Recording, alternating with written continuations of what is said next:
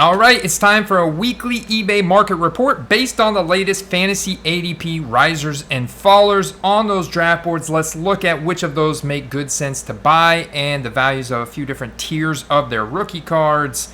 Let's dig in.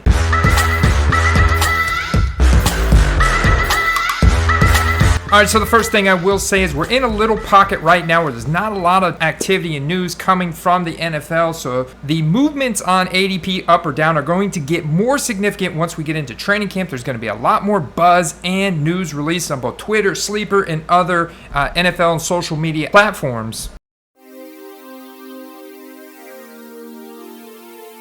Once again, we have Tim Patrick from the Denver Broncos up another 11 spots all the way to 176. So still going very late in your drafts. Tim Patrick, an undrafted free agent out of 2017, only has 2020 rookie cards, and on top of it, only has 61 different rookie cards. So still those base field levels, I think, are a buy for me because somebody's going to emerge out of this wide receiver room on the Denver Broncos in a pretty good spot. Tim Patrick has put up about 750 receiving yards in 2020 and 2021, and that's why Panini went back and printed a rookie card for him.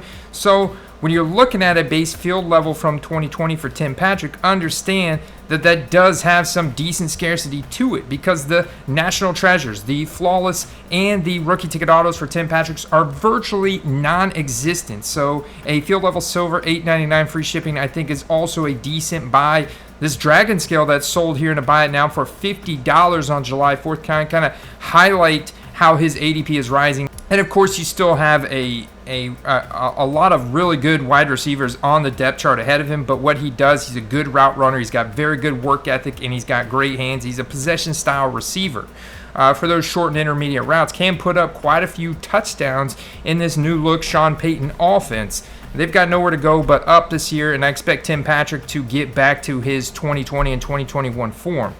Devontae Parker up to 195.97. We touched on this last week, but this is fake news. His contract was extended 3 years. Most of that was incentive laden, very little guaranteed. So it's like one of the fakest contracts that you'll ever see. He is not a buy. The only wide receiver that is a buy for me on the Patriots right now is Tyquan Thornton. I will buy that dip. He's already very cheap. He's electric, second-year potential breakout candidate in an offense that's going to be passing a lot more. And, of course, Mac Jones right now is a decent short-term flip on the likelihood they will sign DeAndre Hopkins by the end of training camp. That's big news. That would be massive news leaked during training camp that would add to an instant boost to Mac Jones' rookie card values, his fantasy ADP, the whole 9 yards. Hey, real quick, guys, welcome to the Football Card Quest. If you're new, my name is Andy. If you want to unlock the entire football card experience, including graded football card prices, web app, including weekly articles, a backstage pass, we're doing a weekly private live stream on Mondays with just Discord users, monthly giveaways, fantasy football leagues hosted by myself, and more. Check it out in the description below or go to patreon.com/footballcards. Now back to the action. Nico Collins, though, is a buy for me, up 6 spots now to 125.95. So still going in the 11th or 12th round, but Nico Collins is totally a buy for me. His base tier, his entry-level tier, a silver prism variation rookie card, for just a $1 or $2 free shipping. Or what about a PSA 10 blue refractor here for 27 plus 10, so 37 out the door. Very good values on Nico Collins. You just have a rookie quarterback, new coaches coming in, and the drumbeat for Nico Collins all offseason has been that he will be the guy. He's got some very good athletic measurables from Michigan, 3rd-round draft pick. A lot of scouts projected him to go higher, but he didn't quite get the production at Michigan. A lot of people think he was misused there, but at 6'4", 215 with solid speed and a massive catch radius, you got to think for a rookie quarterback on the outside in intermediate and deep routes, Nico Collins is a guy that's going to get a lot of targets. So just from a sheer volume standpoint, if he can actually be somewhat decent, exceed expectations a little bit, there's a lot of potential there for his values to go up, even on a losing team. And as you saw, Nico Collins' base stuff is very cheap, and he's got a lot of stuff out there. So it's 2021 rookie card. So Nico Collins, even with 3rd-round draft capital, has 2,863 different rookie cards. So he's printed in all the major sets, plus the mid-tier sets, plus plus the lower end sets. And so you do have to be more selective, especially when you don't want to put in a significant amount of legwork to make a couple bucks, right? You maybe want to make some bigger plays on Nico Collins. And I filtered his active buy it now rookie auto listings by lowest first to show you what those bottom tier rookie cards are. And this is also interesting because these cards are coming out right now for 2023. So for example, the Legacy Silver Auto that's non-serial numbered here is $6.99, $2. That is the floor for these type of mid to low tier sets. But when these sets first come out, like they're getting ready to come out right now, I think the Legacy Silver's in Chronicles. The Prestige is going to be coming out soon, and maybe some Prestige inserts in Chronicles. These cards are very liquid, they're very hot until the rest of the mainstream sets come out. But when you can look at Obsidian and Napkin Patch there, absolute rookie autos with no serial number. They are pro uniform, but it's a bottom tier set. The only card from that set they're chasing is Kaboom's. Rookie Mosaics for $10 definitely make a lot more sense to me. This is a card I feel confident in making a double up on. And then we start to get into some of these base Donruss rookie autos, which at $10 is once again a play for me because I feel very good about being able to double those up. Even the clearly Donruss. Now we're talking here with the turn of the century elite. This one does pretty well long term. Really cool design, pro logos, pro uniforms. This is going to come out soon for the 2023 class. $15 with the serial number out of 99. Definitely a very solid buy with free shipping, mind you. Optic Rookie of the Year Hollow out of 75. Definitely, once again, a buy.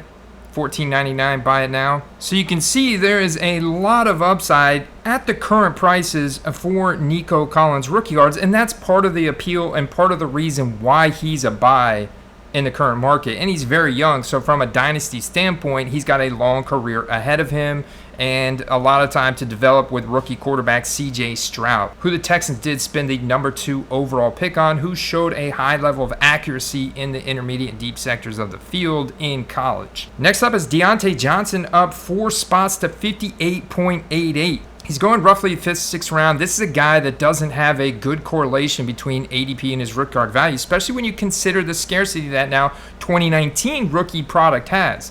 Deontay Johnson's rookie origins here, for example, with a couple colors in the patch, sticker auto, $20 out the door. This is just an example of PSA 10 for about $20 out the door is pretty wild when you compare the actual scarcity of these cards.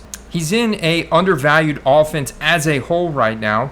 But what's interesting is he had almost 1,500 air yards. So that's not the distance of all completed passes, but that's the distance of all intended targets. So he's got that kind of potential. He has an easy wide receiver 15 or better outcome in his potential this year, but his rookie cards are going much less than that. Plus, he also has that Steelers brand behind him. So he's a very interesting player in the hobby that definitely has a lot of upside when you compare the current scarcity of 2019 cards. Like a great entry-level example is an Optic Hollow from 2019, rated rookie. Well, that card has probably a 5th to a 10th of the print run that a 2021 or 2022 Optic Hollow has. Even a fraction of the print run of a 2020. So across the board, Deontay Johnson definitely is a buy for me right now. He's going to see a lot of volume this year in that offense. He's an incredible route runner. So when you talk about short and intermediate passes, I mean, he is fantastic. He's only 26 years old. And I expect a lot of passing from the Pittsburgh Steelers this year. Second year with Kenny Pickett, improved offensive line.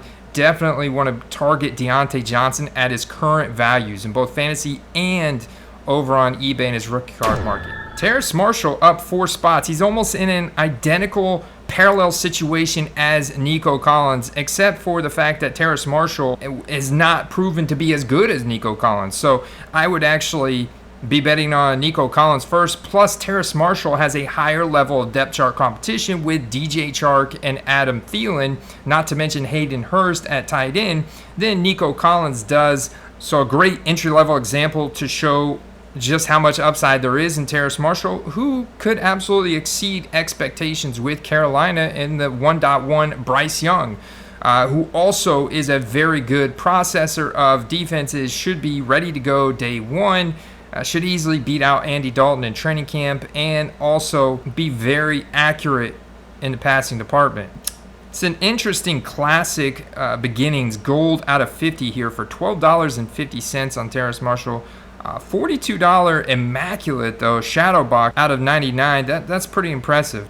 Once again, the silver prisms just $1. Even the short print Donruss rated rookie here, the hyper press proof, going for about $6. A really nice turn of the century there out of 49 for $8.50. That is a rookie auto numbered out of 49. Really nice national treasures out of 25 that went for $100 out of PSA 8 in auction, 12 bits, just showing a little bit of demand there. And then an optic rookie ticket auto red prism that closed for $15.50 plus $4.75 shipping. That's a $20 card. With the serial number out of 50 as well. Really love the value that person got on that card. So, looking at all that sold data tells me that Terrace Marshall is a buy. Much like Nico Collins, he's a guy that you can bet on to emerge as a favorite target for his young rookie quarterback. And if they can exceed expectations, then there's a lot of upside at the current values.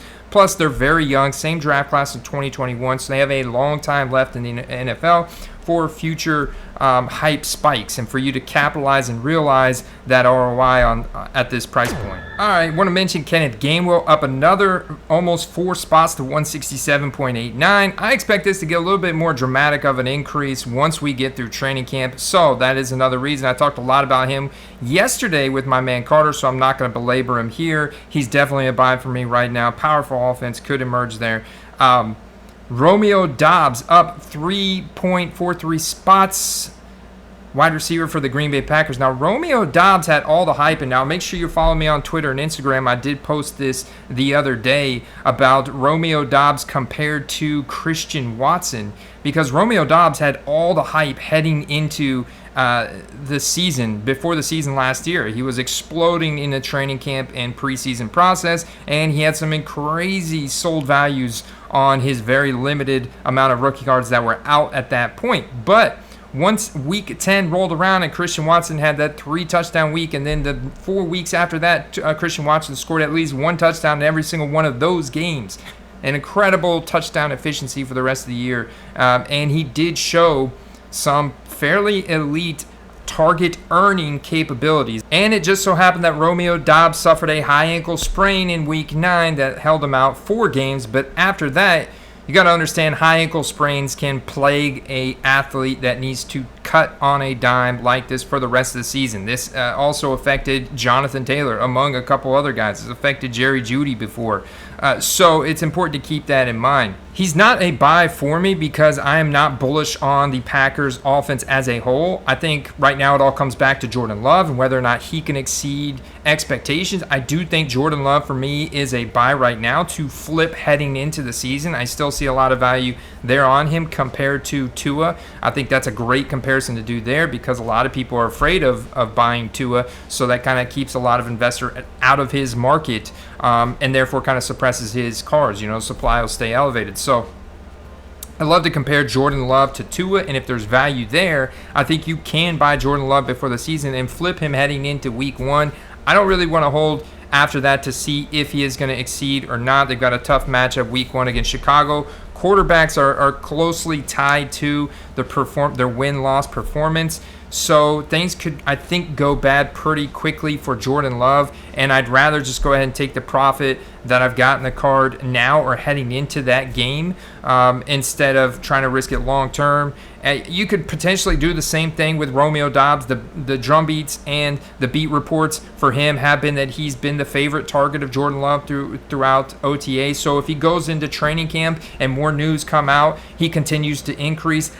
Clearly, you can see that he's got a lot of value when his Silver Prism rookie ticket auto is going for 31 compared to Christian Watson's same scarcity going for 136.